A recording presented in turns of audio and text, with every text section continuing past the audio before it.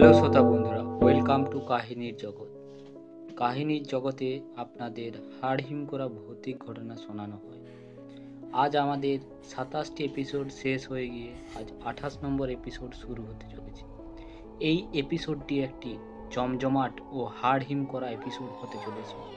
তো আপনারা যারা যারা ভৌতিক ঘটনা শুনতে পছন্দ করেন এবং ভৌতিক ঘটনা লিখতেও পছন্দ করেন, তারা অতি অবশ্যই এই চ্যানেলটির সাথে যুক্ত হন এবং ভৌতিক ঘটনার মজা নিন।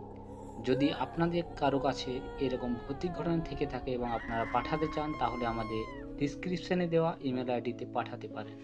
তো আজকের ঘটনা শুরু করা যাক। বিকেলে মামাতো ভাই খবর পাঠালো ভাটরা বাজারে যাওয়ার জন্য। একটা সিক্রেট মিটিং আছে। তখন রাস্তাঘাটের অবস্থা খুব খারাপ। আমি ভাবলাম একটা রিক্সা নিয়ে চলে যায়, আসার সময় এটা করে আসবো। বাসা থেকে বাজারে এসে রিক্সা নেব, ঠিক এমন সময় একজন বলতেছে, চলো আমি তোমাকে ভাটরা বাজারে নামিয়ে দিয়ে যাব, আর আসার সময় দেখবা কিছু না কিছু পেয়ে যাবা। আমি তার মোটর সাইকেলে উঠে গেলাম। মিটিং চলছে, এইদিকে আমার আবার বাসায় যাওয়ার চিন্তা। সবাই বলছে, আরে চিন্তা করো না, একটা কিছু ঠিক করে দেব। 12টা বেজে গেল। মিটিংয়ের পরিসমাপ্তি ঘটল, কিন্তু বাসায় যাওয়ার মতো কোনো বাহন পাচ্ছি না। মামাতো ভাই থাকার জন্য অনেক জোরাজুরি করলো, কিন্তু আমাকে বাসাতে যেতেই হবে।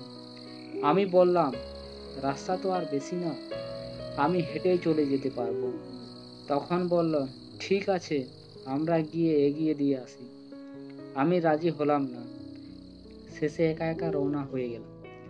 প্রচণ্ড শীত, চারিদিক কুয়াশার চাদরে মোড়া।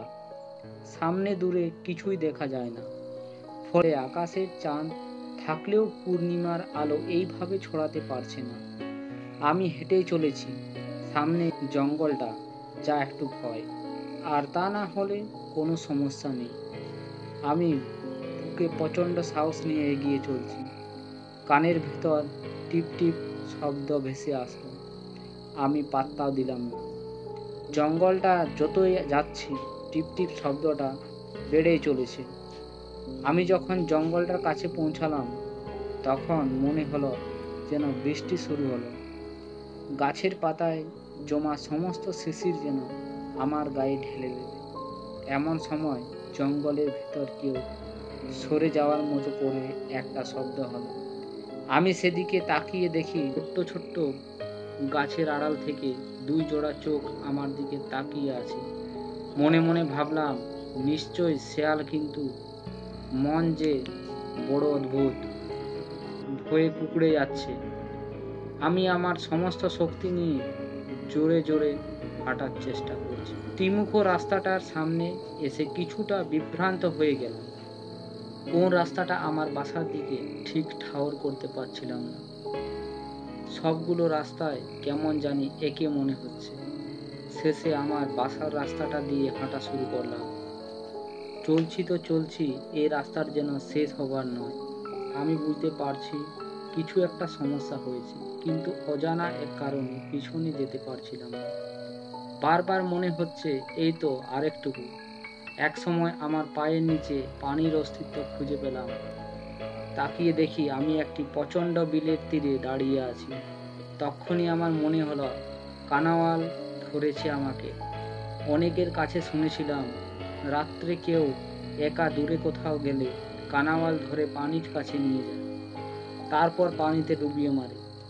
ভয়ে আমার শরীরের সমস্ত লোম দাঁড়িয়ে গেল। এক লাফে উপরে চলে আসলাম। গায়ের সমস্ত শক্তি দিয়ে চিৎকার শুরু করলাম। শেষে বিলের উপরে কিছু বাড়ি আছে, যে সেখান থেকে 4-5 জন দৌড়ে এসে আমাকে উদ্ধার করলো। তাদেরকে দেখে আমি তো অবাক। আমি আবার বাসা থেকে আমার 4 কিলোমিটার দূরে চলে এসেছি। আমার কাছে ঘটনা শুনে তারাও বলল কানাওয়াল ধরেছিল। তারপর তারা আমাকে বাসায় পৌঁছে দিল। তো হ্যালো শ্রোতা বন্ধুরা, এই ঘটনাটি আপনাদের কেমন লাগলো? যদি ঘটনাটি আপনাদের ভালো লেগে থাকে, তো অতি অবশ্যই একটি লাইক এবং একটি কমেন্ট করে যাবেন। আর আপনাদের কাছে যদি এরকম ভৌতিক ঘটনা থেকে থাকে, তাহলে আমাদের চ্যানেলের ডিসক্রিপশনে দেওয়া ইমেল আইডিতে পাঠাতে পারেন।